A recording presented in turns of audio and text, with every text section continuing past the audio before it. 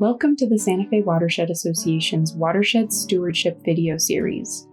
In this video, we briefly discuss some guiding questions and practices that can help us honor and steward our watershed through managing invasive vegetation and planting ecologically appropriate vegetation. Walk outside and it won't be long until you spot a Siberian elm, Russian olive, tree of heaven, or sometimes even a tamarisk. Combine those tree species with a plethora of ragweed, tumbleweed, cheatgrass, and more, and it's easy to feel overwhelmed and disillusioned about the abundance of non-native invasive plant species in our watershed. These species are often symptoms of the uncomfortable parts of our human society: an unhealthy and short-sighted relationship with the land, unintended and sometimes irreparable consequences. Many of these species were introduced by European settlers on purpose to fulfill a short-term ecological service. Not having the same ecological relationships with predators as in their home ranges, these introduced species now spread prolifically, especially where native ecosystems have been disturbed and local species are no longer best adapted. It's tempting to think, if only we removed all these invasive species, things would go back to the way they were before. And sometimes, in certain circumstances, that can happen and is a useful approach. In many cases, though, ecosystems and microclimates have so transformed in the last 550 or even 10 years that there's no going back. So what can we do? As with everything in ecology and culture, it's complicated. The main takeaway in this video is that there is no one right way to manage invasive species, and it's important to think critically about your management goals and discuss these goals with experts you trust. Here are some guiding questions we invite you to explore. What are your short, medium, and long-term goals for the project? For example, are you protecting infrastructure from elm roots or wanting a certain landscaping style? If so, the answer is almost surely to remove the offending trees and possibly even to treat the stumps with a local herbicide to prevent regrowth.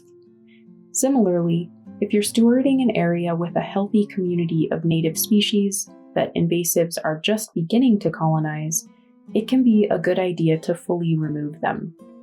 If you've got a more open, untended area, though, things can be more complicated. Are you trying to support wildlife habitat, healthy soil, groundwater recharge, reduce the urban heat island, or a bit of all of these?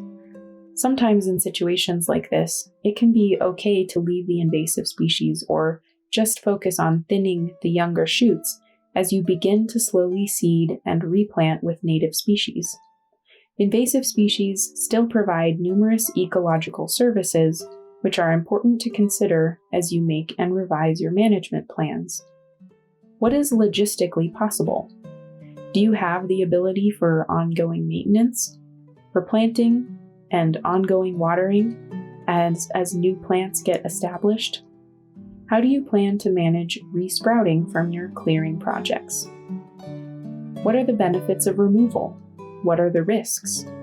Will native species be able to re-establish in the area?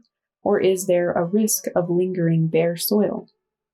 If you decide to clear or thin the area, are you confident your replanting plan will be successful?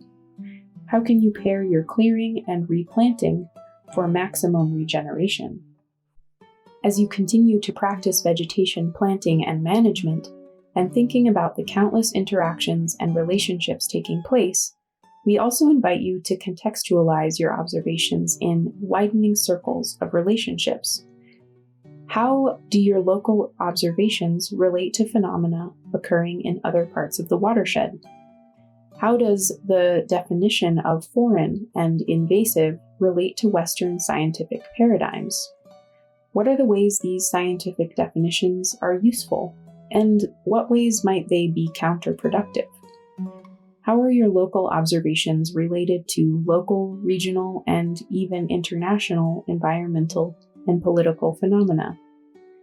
Regularly reassessing your vegetation management practices and goals is a helpful and practical way to steward our watershed, and to remember that even in a wide world with daunting problems, we can make a difference.